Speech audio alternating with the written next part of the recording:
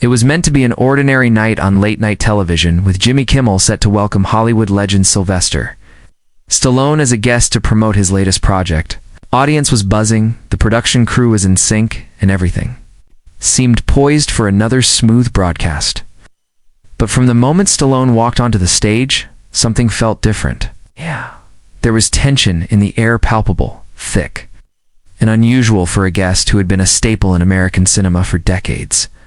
What was supposed to be a friendly interview descended into one of the most talked-about confrontations in recent late-night history. A few clipped words turned into pointed jabs, and by the end, Stallone had walked off the set, leaving Kimmel, the audience, and millions watching at home in stunned silence.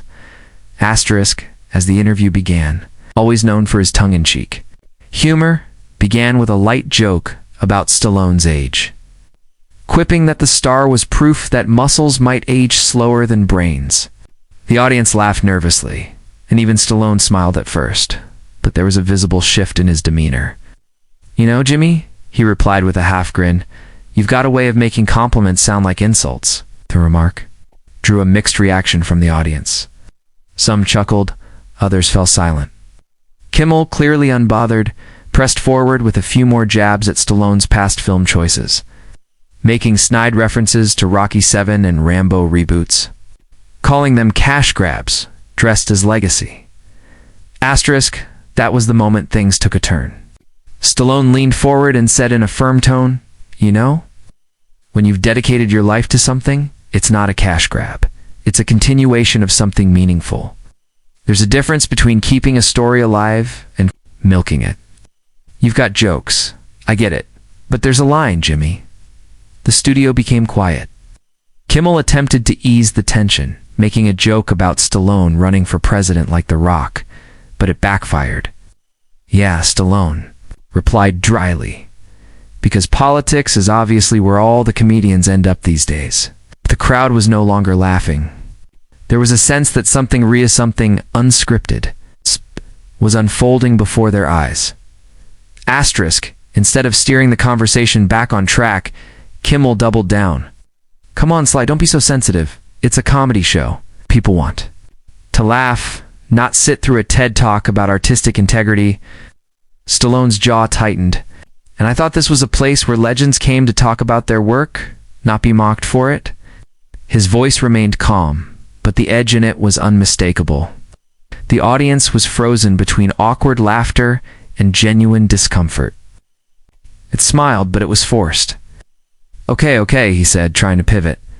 "Tell us about your new film. What's it about? Another old guy saving the world?" That was the final straw. Asterisk, Stallone stood up slowly, adjusted his jacket, and looked straight at Kimmel.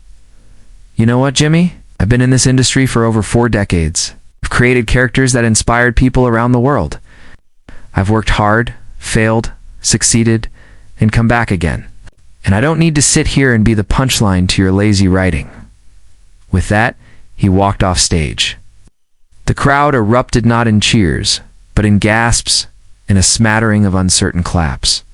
Kimmel, visibly thrown off, attempted to laugh it off, saying, "Well, there goes Rambo. Guess I touched a nerve." But no one was laughing with him. In that moment, he wasn't the clever host. He was the guy who went too far. Asterisk, social media exploded within minutes. Clips of the walk-off flooded Twitter and Instagram. Hashtags like #StalloneWalksOut, #KimmelDisrespect, and #RespectSly began trending almost instantly. Celebrities chimed in, with many supporting Stallone and calling out Kimmel's tone as unnecessarily cruel. Some noted that while late-night hosts are known for playful teasing, there's a fine line between roasting and ridiculing. And that night, many felt Kimmel had crossed it. Others applauded Stallone for standing up for himself, calling his response dignified and long overdue in a world where icons are often reduced to punchlines for ratings. Asterisk, in the days that followed, the incident dominated entertainment news. Morning shows debated whether Stallone had overreacted or whether Kimmel had disrespected a cinematic legend. Think pieces flooded major outlets, discussing the shifting tone of late-night television and the treatment of older celebrities. Kimmel issued a vague apology, saying, I regret if my jokes upset Sylvester. I've always admired him, but it was too little, too late. Stallone remained quiet, refusing interviews, letting the moment speak for itself. And in doing so, he won the respect of an even broader audience, many of whom weren't die-hard fans before, but were now rallying behind a man who clearly valued respect over spectacle. Asterisk, behind the scenes, sources from the show claimed Kimmel had been warned by producers that Stallone was in no mood for edgy humor. They say Stallone had requested a serious conversation about the themes of aging, redemption, and resilience in his new film, which he'd poured his heart into. But Kimmel, always chasing the next viral soundbite, ignored the memo. The result wasn't just a walk-off, fit was a reckoning. Other stars began rethinking appearances on late-night shows, questioning if they, too, might be reduced to a punchline by hosts more interested in going viral than having meaningful conversations. Asterisk, the fallout wasn't just public hit, had personal effects too. Kimmel, usually confident and cheeky in interviews, appeared visibly subdued in the following episodes. His monologues were less sharp, and his celebrity interviews more reserved. Meanwhile, Stallone's film, which had been flying under the state radar, suddenly became the subject of massive interest. Trailers racked up millions of views. People began revisiting Stallone's earlier works with fresh eyes, recognizing the depth in characters like Rocky and John Rambo that had often been overlooked amid the action and explosions. In standing up for his craft, Stallone had reignited interest in it. Asterisk, weeks later, Stallone addressed the incident in an interview with a respected journalist. "I didn't walk off because of a joke," he said. "I walked off because I believe in respect. We're all part of the same industry. We build each other up. And if that gets lost in the name of entertainment, we've lost something important." His words echoed across the industry. They weren't flashy. They were human. And they reminded people why Stallone was more than just an action hero. He was a storyteller, fighter, and above all, a man who never forgot where he came from.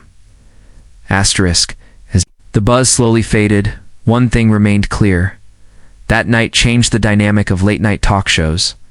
Hosts became more cautious, guests more empowered, and audiences more attuned to the tone of interviews.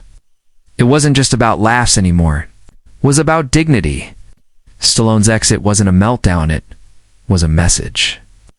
And it resonated far beyond the walls of the studio. It became a symbol of standing up, not just for oneself, but for the value of being treated as more than just a headline.